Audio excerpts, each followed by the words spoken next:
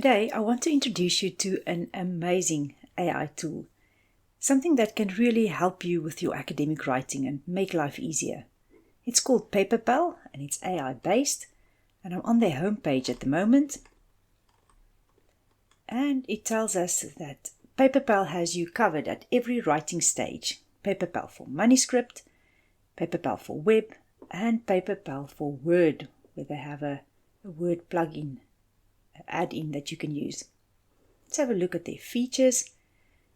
They are known for their language and grammar checking, a paraphraser, AI reference finder, plagiarism checker, pre-submission checks, perfect for our manuscripts, generative AI, a co-pilot that they provide, and an AI essay writer. But as always, we need to have a look at the pricing. The free version gives us some limited features, but you can get quite far with the free version. Look, 200 suggestions per month of language editing, 5 users per day of the AI features, 7,000 words per month of the plagiarism checks, while the paid-for version is a bit more unlimited, except for the plagiarism check, which gives you 10,000 words per month. So this is definitely something to consider. But let me show you what it looks like on the inside. I've now created an account, and what we have here is a paper that I've started putting together on psychologically informed practice. So here, if you open the menu, you can start a new web document or install your Word add-in. Plagiarism check, submission check. That's very interesting. But let's see what it can do here on the side. We'll start with the edit function, and here it will tell me, almost like the usual things, rephrase this, tense usage is not right. This is really a draft. Maybe I can say accept this, and it fixes the language and the grammar. So this is already very useful. Then we have the rewrite function, and this is quite nice. Let's take a piece of writing here, and we tell it that we want to paraphrase it. So this is the sentence, and I want it paraphrased. Let's see what it comes up with. And here it is. Makes it sound a bit better, maybe in a bit of a different words. Maybe I want it trimmed. Original word count 47, and it will give me some suggestions for a bit of a shorter 19 words. Sometimes I write the way I talk, and that ends up very long-winded. Or maybe, when you write your first draft and you just put it all out on paper, and here you may want to make it a bit more academic. And that's another way. Take that sentence and let's say we want to make it sound a bit better, not like my talking. Look how lovely this is. And I can choose if I want to replace it, if I want to regenerate it. And then you can also find some synonyms for some of the words. Sometimes when you use a word quite a bit, you really need to find a different word. Now it's fetching alternatives. Physical, tangible, material. This may not be always what you're looking for. Previously when I tested it, it also gave me synonyms such as bodily, and a few of those as well. So this is a very useful function. Let's try the write function. Now, I've written this paragraph, but sometimes you run out of steam and you just need something to guide you a bit more and, add some words. Now, you can state, how do you want to get started? Write a paragraph, extract key takeaways, use notes and draft an outline, more ideas. Let's say we want to write a paragraph on.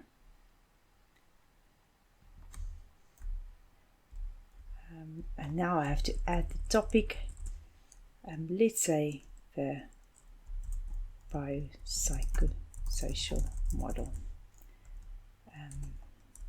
Barriers. And we can say, let's go. Now, the question is, will you use this writing as is in your piece of work? Now, my argument is, and there's different arguments around this, is that I'm going to put my name on this paper, and I need to be accountable for the information that's in here. The fact that my name is on the paper means that I'm giving the impression that I'm the one who has done the work and who has put this paper together. So I will be very reluctant to use something exactly as is.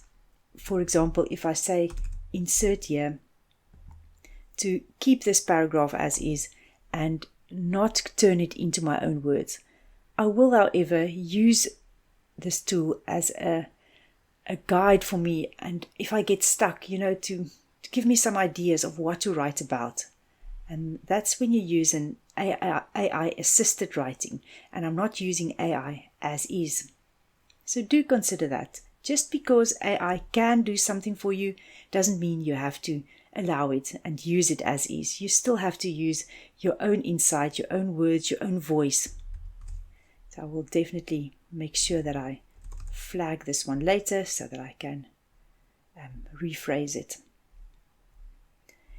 Then you could also research and cite.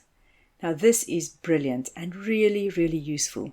So let's say I want to put a paragraph in here that says, what is the biopsychosocial model? And it will come up with a piece of writing and it will give you some references.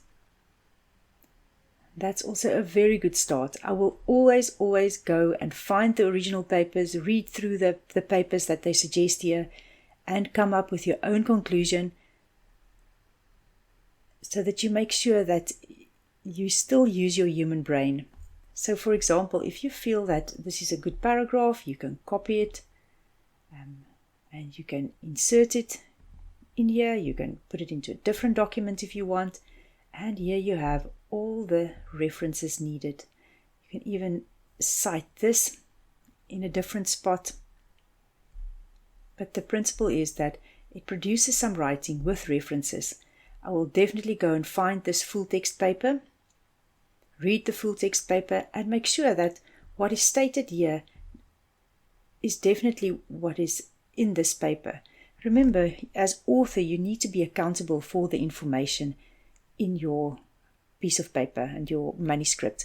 And I will definitely put it in my own words, apply my own tone to this document.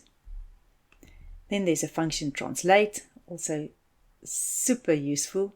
And you can just imagine how that works. It just means that you can write in your first language and you can translate it into a different language or into English.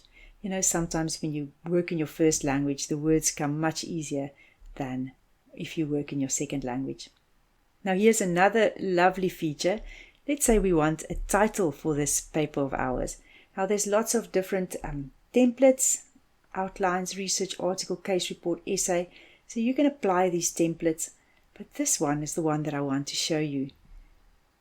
You can create a title, and let's say we want to generate a title for this piece of work that I've put together. And here we go. And again, see how you can mix and match these titles, come up with something that you feel comfortable with, but just having something to start off with is really, really useful. And the same goes with generating an abstract. I think that will also be super useful. Keywords, a plain language summary. Many of the grants that we're working on always needs a plain language summary. A summary, study highlights. Let's see, what is email? Well, this is interesting. You can even send it off, specify recipient details. It's lovely. You can turn it into an email, in other words. Or you can email the journal. Then there's another few features where you can have your plagiarism check done, a journal submission check, AI review, where you can check the flow and structure, suggest writing feedback. And here if you, just as an example, check the flow and structure of this paper, it tells you what it thinks the paper is all about, and it gives you examples of, what your argument is all about, and you can work through this and learn more about your writing and how you can improve it.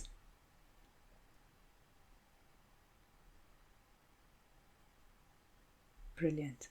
You can save the feedback or read through it and just act on it. And then there's the manuscript formatting check. So you can see Paperpal is really, really useful, and you can do so much with it.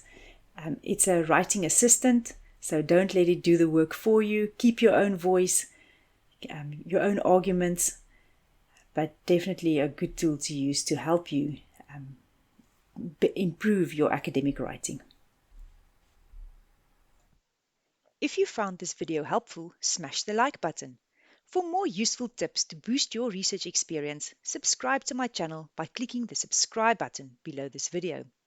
And while you're at it, hit the bell so that you get notified whenever I produce a new video. If you need a solution to a challenge not yet covered on my channel, leave a comment in the box below. See you in the next video.